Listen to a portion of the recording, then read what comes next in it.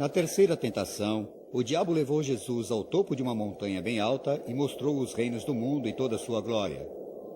Te darei tudo isso se você se ajoelhar e me adorar, disse o diabo. Pela terceira vez, Jesus rejeitou a proposta de Satã. Adorarei o Senhor Deus e servirei apenas a Ele.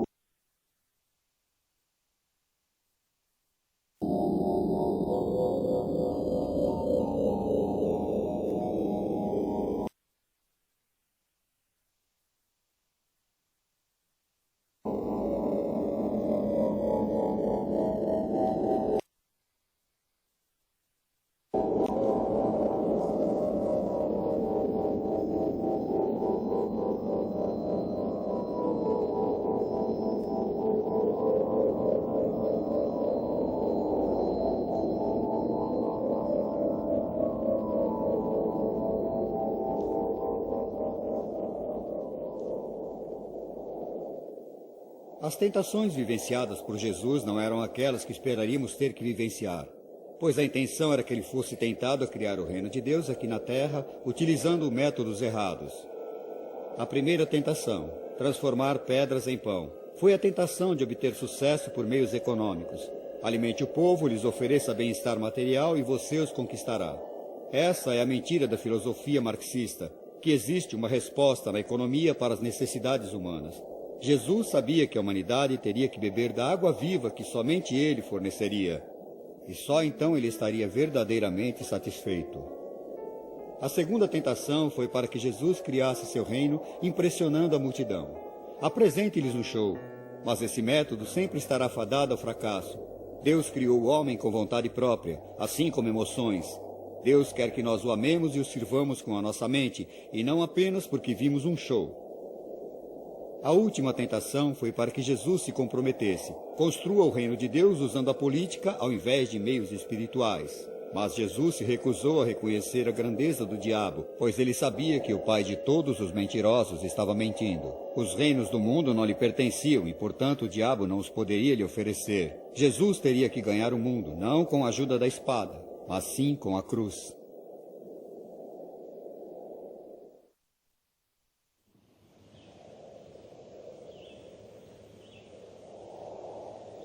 Quando Jesus foi batizado, ele ouviu a voz de Deus. Quando ele foi tentado no deserto, ele ouviu a voz do diabo. Ele realmente viu Deus? Ele realmente viu o diabo? Ao refletir sobre isso, me parece que quando ouvimos o diabo falando conosco, estamos, na verdade, ouvindo a nós mesmos. Quando ouvimos Deus falando conosco, estamos ouvindo dentro de nós. No seu batizado e também nas suas tentações, Jesus não estava sendo apenas batizado e tentado para seu próprio bem, mas para o nosso. Um dos escritores do Novo Testamento, do livro dos Hebreus, entendeu isso. Ele disse: nós não temos um sacerdote superior incapaz de nos ajudar. Temos um sacerdote superior que foi para o paraíso, e pelo fato dele ter sido tentado assim como nós somos, ele é capaz de nos ajudar nos nossos momentos de tentação. Pois apesar de ele não ter pecado, foi tentado em todos os aspectos, assim como nós somos, e dessa forma pode nos ajudar em nossos momentos de tentação. Eu acho que é importante lembrar que foi imediatamente após a sua maior prova de devoção a Deus, o seu batismo, que teve a sua mais forte tentação. A tentação vem nos momentos em que fisicamente estamos fracos, e espiritualmente, talvez, muito devotos. O diabo somente deixou Jesus por um momento. As tentações continuariam pelo resto da sua vida. E todo cristão sabe que as tentações sempre continuam. Mas foi bem aqui do Rio Jordão, onde Jesus deu início aos 3 anos de ministério. Foi exatamente daqui, do Jordão, que ele com persistência pôs na cabeça a ideia de ir a Jerusalém e até a cruz.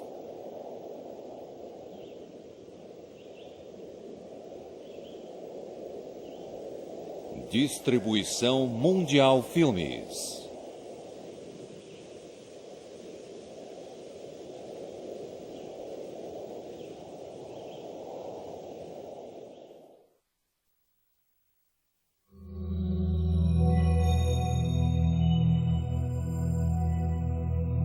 Descobrindo Jesus, volume 2.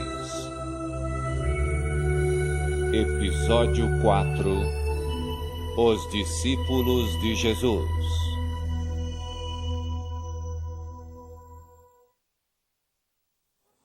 Versão brasileira, Estúdio Áudio Brasil.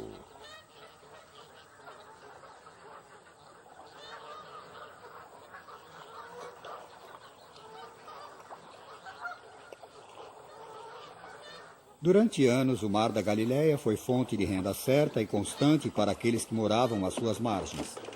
Todas as noites, durante séculos, pescadores preparavam seus barcos para passar a noite pescando no lago.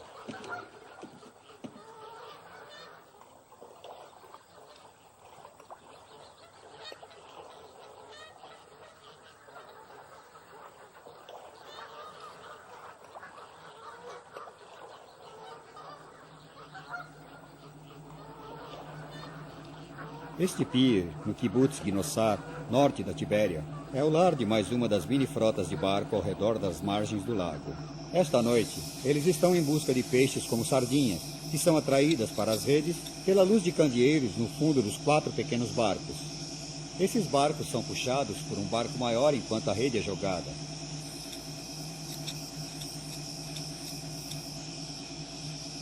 Com as inovações de hoje, luzes modernas e radares tornam o trabalho muito mais fácil. Porém, os pescadores mudaram pouco desde a época de Jesus.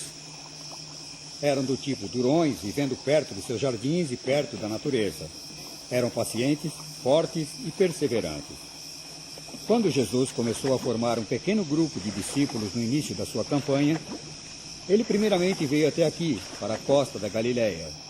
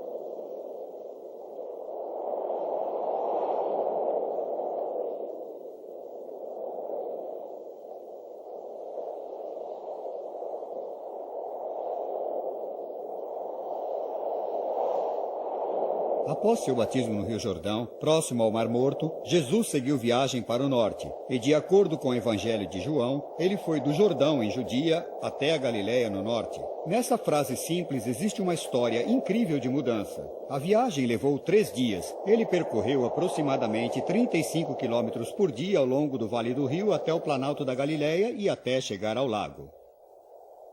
Após uma rápida estadia em sua cidade natal de Nazaré, ele se mudou para a cidade à beira do lago.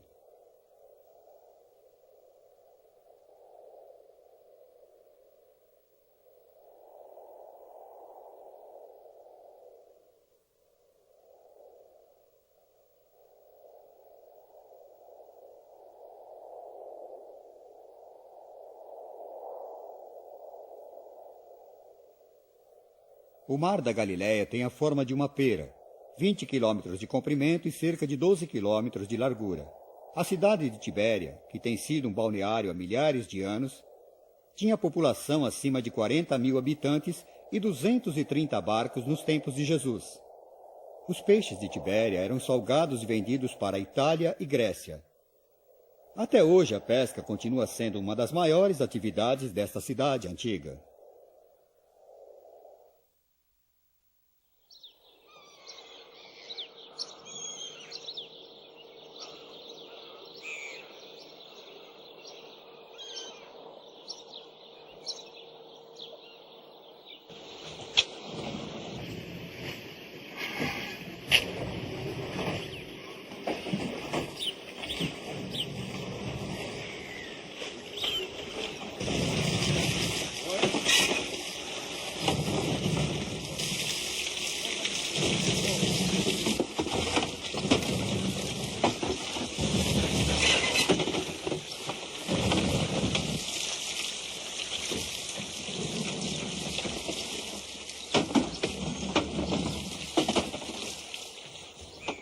Após o seu batismo ao sul do Mar Morto, Jesus deixou a região do Rio Jordão e veio até aqui, ao Lago Galileu.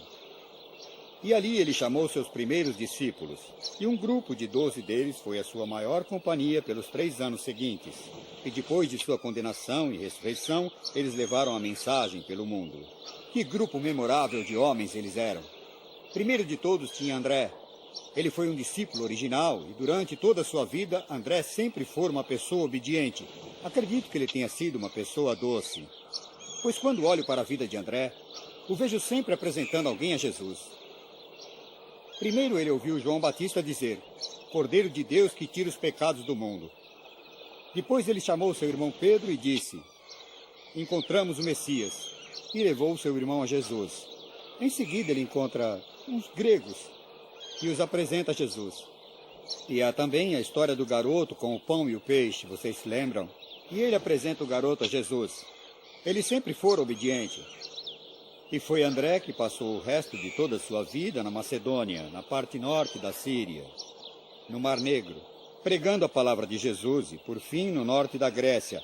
Ele foi crucificado pela sua fé, em uma cruz em forma de X, conhecida para sempre como Cruz de Santo André. Utilizamos até hoje, é claro, na bandeira da Grã-Bretanha e da Austrália. Seu irmão Pedro, que se tornou o líder dos discípulos, foi um homem extraordinário. Forte, tempestuoso, argumentador, um homem que naturalmente se tornou um líder diante dos outros. Ele sempre foi colocado em primeiro lugar na lista dos 12 discípulos, e acredito que isso se deu porque viram nele um homem de grande liderança. Após a ressurreição, ele pregou a palavra de Jesus por todo o mundo. Mas, diferentemente do apóstolo Paulo, ele não tinha ninguém com ele para documentar as viagens e os trechos percorridos, e por isso sabemos muito pouco sobre ele. Com exceção de que, ao fim da sua vida, ele estava em Roma, para onde retornou, e onde foi processado e morto, crucificado de cabeça para baixo, pois ele não se considerava digno de ser punido da mesma maneira como seu mestre. 2 outros irmãos vieram da mesma região. Eles estavam em um desses barcos que puxam outros menores quando Jesus apareceu diante deles. Eles estavam costurando as redes e Jesus disse: Venham, sigam-me. E eles imediatamente largaram as redes de seu pai Zebedeu e seguiram Jesus. Eles eram argumentadores e pessoas do tipo tempestuosas. Na verdade, eles costumavam brigar com tanta frequência que ficaram conhecidos como filhos do trovão. Um deles, Tiago, foi decapitado pelo rei Herodes I. E o outro, João, ficou conhecido como discípulo do amor. Ele escreveu as cartas do Novo Testamento, o livro da Revelação, e foi morto, cozido em óleo, como um homem velho da ilha de Patmos. E seu corpo foi levado a Éfeso, onde foi enterrado. Esses foram os primeiros 4 discípulos escolhidos por Jesus.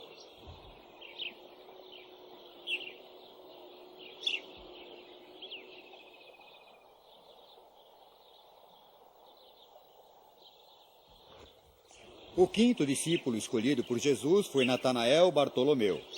Algumas inscrições se referem a ele com outro nome que não Natanael Bartolomeu. Era um homem de grande integridade, segundo João. Jesus o chamava de um verdadeiro israelita. Era também bastante corajoso e foi a Albânia, onde por fim foi açoitado até a morte por causa de sua fé. Depois o próximo foi Tiago, filho de Alfeu, um irmão de Mateus, pois Mateus também tinha um pai conhecido como Alfeu. Era também muito corajoso. Deu sua vida por sua fé. Foi a Pérsia, onde foi crucificado. Haviam dois Judas, um que é sempre mencionado como aquele que não o Judas Iscariotes, para deixar claro que não foi aquele que traiu Jesus, e o outro Judas, o Iscariotes. O primeiro Judas, não o Iscariotes, o Judas Tadeu, como era frequentemente chamado, foi um homem que esteve sempre muito perto de Jesus, um discípulo muito amigável e muito dedicado. Por fim, pregou na Mesopotâmia e na cidade de Jericó foi morto com golpes de machado e pedras. O outro Judas, claro, era o Judas Iscariotes.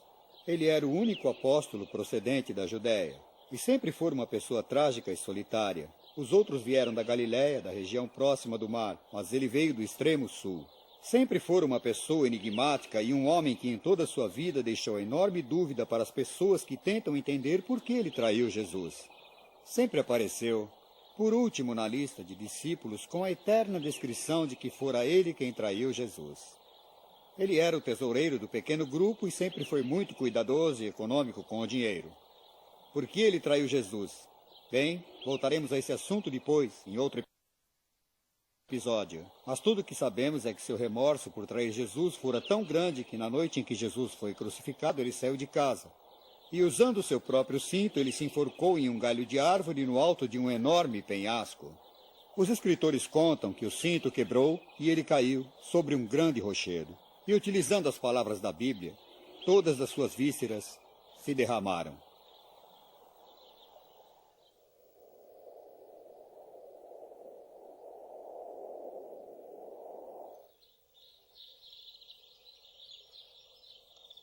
Mateus foi um daqueles discípulos que ninguém esperava que fosse se juntar ao grupo de discípulos. Ele era funcionário público. Trabalhava e era responsável pela tributação bem aqui em Cafarnaum. Ele costumava cobrar impostos das pessoas, seja lá qual fosse o tipo de comércio. Havia imposto para os produtos que chegavam na comunidade, imposto anual para o sal produzido, para o peixe pescado. Normalmente pagava-se 5% nas vendas em geral e 12% nos artigos de luxo. A arrecadação de impostos significava ganho em cima de ganho. E quando olho a vida de Mateus, eu vejo que ele foi a pessoa mais incomum, mais improvável para ser um discípulo. Nenhum judeu gostava de um cobrador de impostos, e essas pessoas, é claro, em sua própria vida rejeitavam completamente o tipo de trabalho que pessoas como Mateus desempenhavam. Por exemplo, qualquer pessoa que tivesse que pagar impostos não receberia troco de um cobrador de impostos diante da postura que eles tinham. Nenhum dinheiro que viesse do cobrador de imposto poderia ser usado no ofertório da sinagoga. Ele era uma pessoa incomum e ainda assim Jesus foi até a sua tenda e simplesmente disse, siga-me. E Mateus se levantou e o seguiu. Ele deixou muito para trás, deixou seu trabalho, deixou seu comércio, sua renda. Sabemos que ele possuía uma casa e era um homem educado, e com riqueza considerável. E deixou tudo isso para seguir Jesus. Usou a sua educação para escrever, e mais tarde escreveu um dos mais profundos textos da literatura chamado simplesmente o Evangelho segundo São Mateus. É sempre posto no início do Novo Testamento, entre o Novo e o Velho Testamento, pois ele mostra como Jesus foi a realização de todos os desejos dos testamentos. Pregou na Etiópia e foi em Pátia, onde foi morto, por causa de sua fé.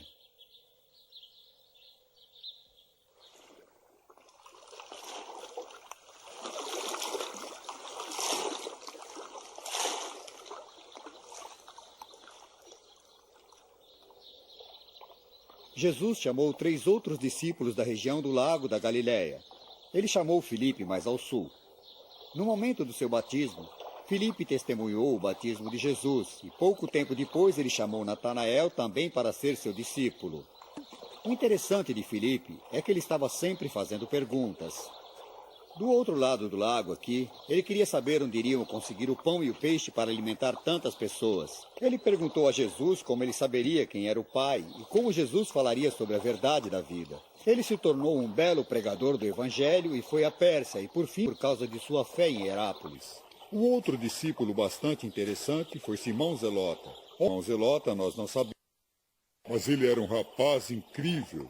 Ele, assim como tantos outros pescadores da região, conversando sobre política e religião. Ele poderia discutir com o melhor de todos e juntou-se ao seleto grupo de zelotas, como eram conhecidos, e que haviam prometido que em qualquer ocasião, diante de um colaborador do governo romano, iriam apunhalá-lo pelas costas. Ele era um ativista político, um revolucionário. Jesus o chamou para ser parte do grupo de discípulos e eu só imagino como ele se saiu na primeira vez que conheceu Mateus, um discípulo irmão. E Mateus, vocês lembram, era um cobrador de impostos, colaborador do governo romano. Eu acho que foi a primeira vez em que pessoas que seguem a palavra de Jesus descobriram que, apesar das suas diferenças políticas, raciais, econômicas e de formação, existia uma fraternidade quando se tratava de reconhecer Jesus Cristo como Senhor. Bem, ele pregou pela África e Egito, e finalmente Simão Zelote foi crucificado em algum lugar no Egito. O último discípulo foi Tomé, claro. Tomé sempre foi conhecido como Tomé o Dídimo. Ele expressava mais dúvidas do que qualquer outro. Ele disse no momento da ressurreição que não tinha nem ouvido ou visto pessoalmente o Cristo ressurgido. E ele disse: a menos que eu possa ver as cicatrizes e marcas dos pregos e que eu possa colocar meus dedos nas chagas e minhas mãos nele, eu não acreditarei. E depois, é claro, Jesus apareceu para ele poucos dias depois. E Tomé resolveu, não a maior das dúvidas, mas a maior das convicções. Meu Senhor, meu Deus, ele disse. Então ele foi ao chão e o adorou. Tomé duvidou. E para que nós não façamos o mesmo, ele duvidou que poderíamos acreditar. Pelo resto de sua vida, ele viajou até a Índia, onde pregou o Evangelho e morreu em Milapura, um subúrbio de Madrás, onde está enterrado hoje. É a grande igreja indiana. A igreja de São Tomé foi nomeada em sua homenagem. Depois do suicídio de Judas, mais um discípulo foi escolhido. Ele foi testemunha da ressurreição e conheceu Jesus pessoalmente. Ele se chamava Matias e foi pregar na Mesopotâmia, onde morreu com fé. Bem, esses foram os homens que se tornaram os primeiros discípulos e seguidores de Jesus.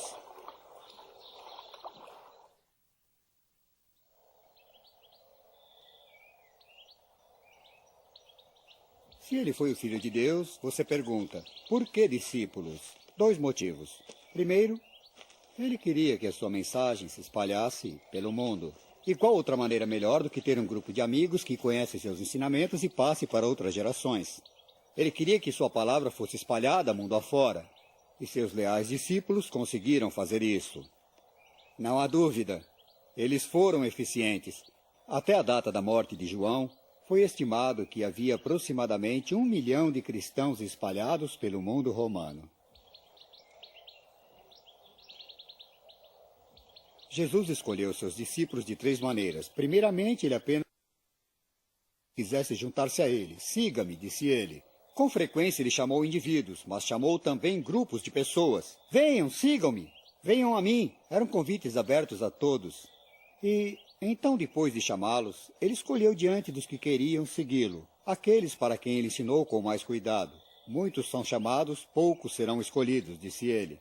E diante do grande número de convidados e do pequeno grupo de escolhidos, ele então selecionou um grupo ainda menor que seriam os seus apóstolos, que iriam levar sua mensagem pelo mundo. Selecionou essas pessoas para levar a sua mensagem, para pregar, ensinar, curar, ir pelo mundo, proclamando o Evangelho.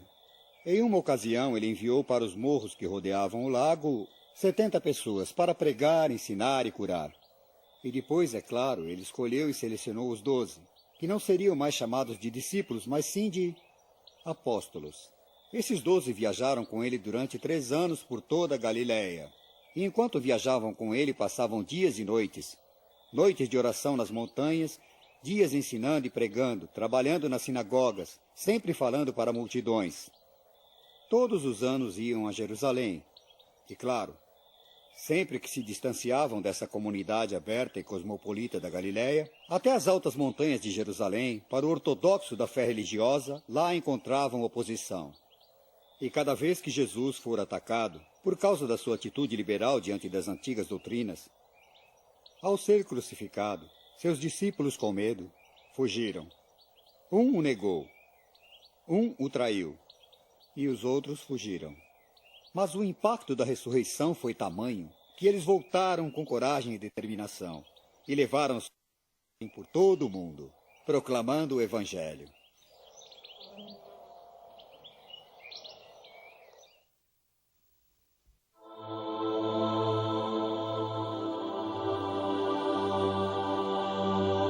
Descobrindo Jesus. Episódio 5. Os ensinamentos de Jesus.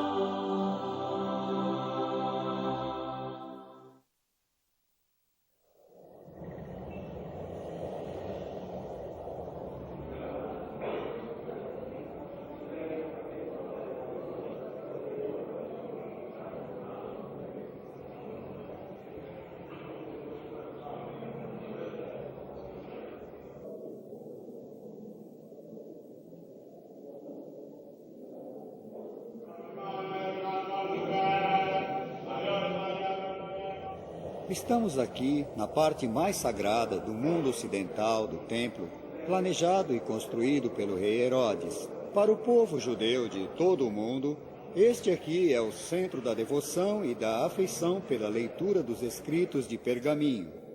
Este é o Salão dos Escritos, onde os famosos e lindos textos antigos do Toral das doutrinas estão guardados. Esta parede do templo foi construída pelo rei Herodes durante a vida de Jesus. A parede do templo tem 600 metros de altura e acima de nossas cabeças o grande templo foi construído. Foi para este templo que Jesus veio quando criança e foi aqui que ele discutiu questões sobre as doutrinas com os grandes doutores da fé. Aqui nos escritos do Torá estão guardados 5.000 anos de história judaica e crença religiosa. Jesus conhecia esses escritos. Ele os leu e ensinou a partir deles. E foi com sua interpretação das novas promessas de Deus sobre a graça e o amor, vistas sobre a fé, que o levaria a conflitos com os rabinos ortodoxos e com as desigualdades de seus dias. Aquela nova interpretação o levaria por fim ao desenvolvimento do cristianismo proveniente do judaísmo. Logo, a incrível base do ensinamento cristão se iniciou bem aqui, nos escritos do mundo ocidental do templo do rei Herodes.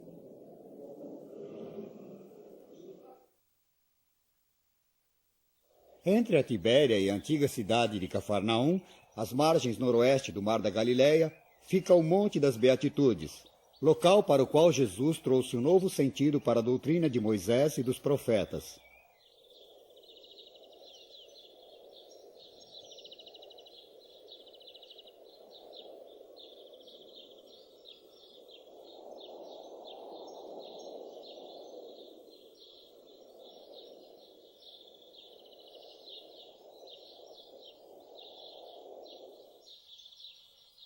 Foi nesse verde monte de grama, aqui no lugar chamado de Monte das Beatitudes, que Jesus deu ao mundo alguns dos seus ensinamentos mais revolucionários, que jamais foram conhecidos pelo homem. Hoje, um belo asilo e uma linda igreja. Conhecida como a Igreja do Monte das Beatitudes, serve para nos lembrar a mais poderosa exposição já apresentada às pessoas, e foi chamada de o Sermão da Montanha. Houve um tempo quando Mahatma Gandhi foi questionado quando estava na Índia pelos seus seguidores. Qual era o segredo de sua tamanha força e poder? E tirando debaixo da sua vestimenta um pequeno livro, ele o mostrou às pessoas e Mahatma Gandhi indicou que aquilo era uma cópia do Sermão da Montanha, das palavras de Jesus. Depois de refletir durante um tempo, os ensinamentos de Jesus me parecem ser tão diferentes de qualquer pessoa e tenho certeza que você concorda. Para começar, são informais. Não eram como de um professor na universidade que escreveu livros, apresentou palestras e escreveu longas dissertações. Seus ensinamentos eram bastante informais e ele andava enquanto falava com as pessoas, embaixo de uma árvore ou à beira do mar. Ele era um professor criativo e falava sobre a vida e sobre as coisas que as pessoas podiam ver ao seu redor. Pássaros no ar, lírios no campo. Ele era bastante visual, capaz de falar sobre um lavrador a caminho do trabalho ou um semeador e suas sementes. E as pessoas podiam ver os ensinamentos nas suas mentes. Mas eram ensinamentos bastante autoritários. E ele era capaz de dizer às pessoas, vocês ouviram de outra forma, mas eu estou dizendo para vocês. E havia uma certa autoridade naquilo que Jesus dizia. Era bastante simples. E todos podiam entendê-lo. É claro que aí está o segredo dos ensinamentos de Jesus. Eram tão simples que até uma criança poderia entendê-los, e tão profundos que até o mais sábio dos homens não o dispensaria. Me parece que os ensinamentos de Jesus eram como explosivos com longos fusíveis. Você começa a pensar, e pensa mais um pouco, e eis que de repente ele explode, com longos e maravilhosos poderes.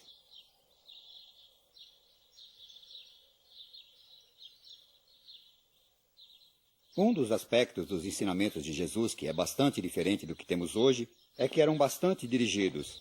Não eram ensinamentos do tipo despojado, silencioso, reflexivo de tantos psicólogos e psiquiatras que nos coloca sentados em grupos para compartilhar nossa ignorância.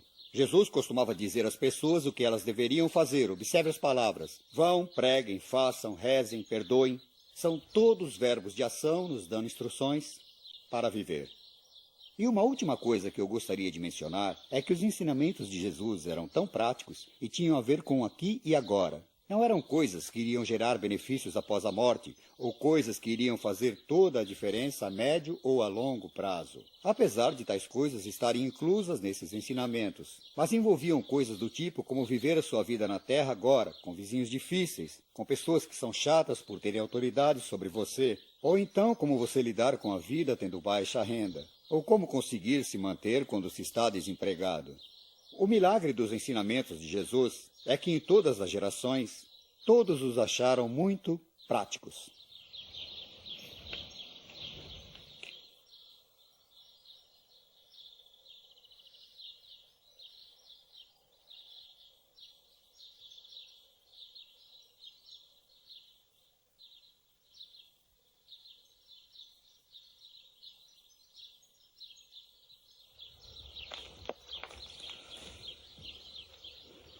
Ao longo da série temos mostrado uma nova visão dos ensinamentos de Jesus. Me parece que seus ensinamentos estão em 5 categorias. Primeiramente, os ensinamentos sobre Deus. E assim Jesus apresentou uma abordagem inteiramente nova. Em seguida, ele nos ensinou sobre nós mesmos e como nos relacionamos com outras pessoas, e como nós seguimos com as nossas próprias vidas. Depois, ele nos falou sobre o reino de Deus e o seu significado real. Em quarto lugar, nos falou sobre uma nova vida e como poderíamos tê-la com novas experiências. E, finalmente, nos contou sobre os pecados e a salvação. Vamos pensar no primeiro aspecto. O que ele poderia ter ensinado sobre Deus? Bem, é claro que pelo tempo as pessoas ficam sabendo da existência de Deus e falam de coisas diversas sobre ele, que o deixaram conhecido como juiz, criador, provedor, e aquele que viria nos ameaçar caso fôssemos maus, etc. Mas Jesus apresentou 3 novos aspectos à ideia da figura de Deus. Primeiramente, ele levou até as pessoas comuns o conceito de que Deus foi o Pai, um Pai amável. Era costume dizer no mundo antigo que existiam 99 nomes diferentes para Deus. Mas Jesus nos trouxe o 100º novo nome. Ele chamou o Deus de Pai, e não apenas Pai. A exata palavra que ele usou do aramaico para o grego foi Abba, que representava a figura mais próxima e amigável da família. E por diversas vezes, Jesus nos contou sobre nosso Pai. E os cristãos desde então podem dizer: Pai nosso, que estais no céu. Em segundo lugar, ele nos falou que a natureza de Deus era de amor, que Deus olharia por nós. Ele cuidaria de nós com amor, mesmo sendo bons ou maus, Deus nos responderia e ele realmente nos amava. O terceiro aspecto falava que Deus é bom. Claro que quase todos sabiam que Deus é bom, mas ele enfatizava o fato que a bondade de Deus poderia ser encontrada em nossa vida e que também seria possível que nós fôssemos bons e que Deus queria que nós compartilhássemos a sua bondade. Consequentemente, se nos afastássemos de Deus, seria como um filho que estivesse longe de casa ou um carneiro perdido longe do rebanho. Aqui na Palestina, os carneiros desenvolvem uma relação muito próxima e pessoal com o pastor, diferente dos enormes rebanhos da Austrália. Então Deus disse que se nos afastássemos dele, seria como um carneiro que Deus havia perdido. Então Jesus nos ensinou sobre Deus, um Pai amoroso, que cuidava de nós, mesmo quando longe dele.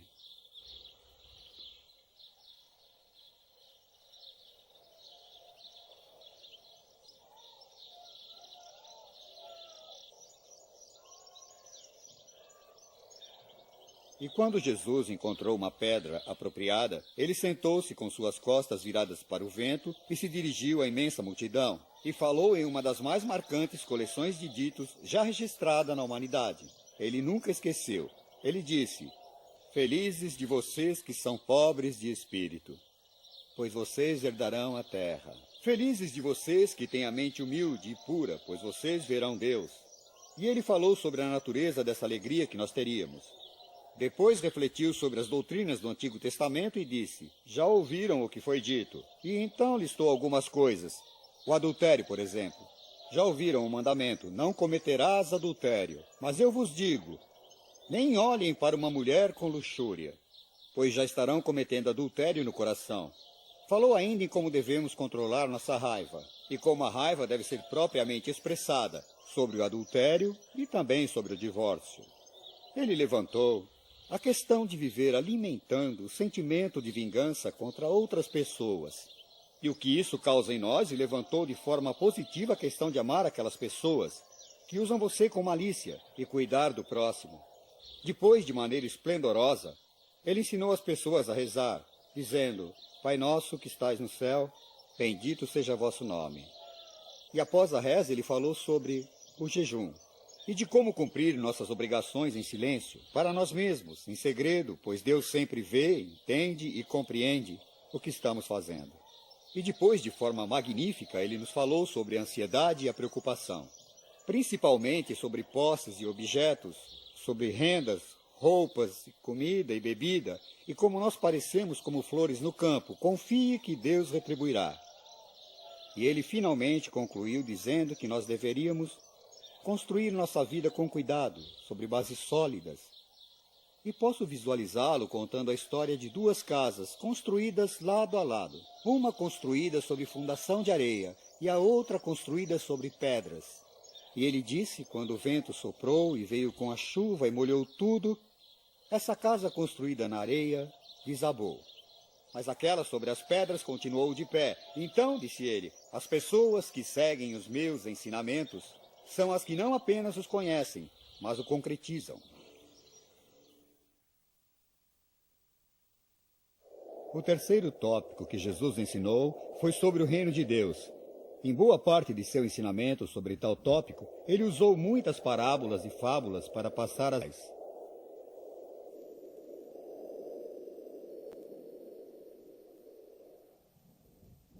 A história do semeador, cujas sementes foram jogadas em 3 tipos diferentes de solos, sempre foi muito conhecida pelos seus ouvintes. Jesus disse que o reino de Deus era como um homem que saiu para o campo e espalhou algumas sementes. Algumas das sementes caíram sobre pedras, e já que não havia nenhuma camada de terra, elas vão morrer e a morrer.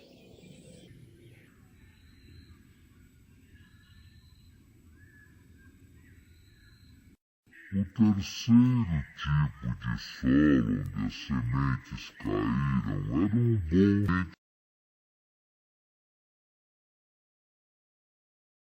Faça essa parábola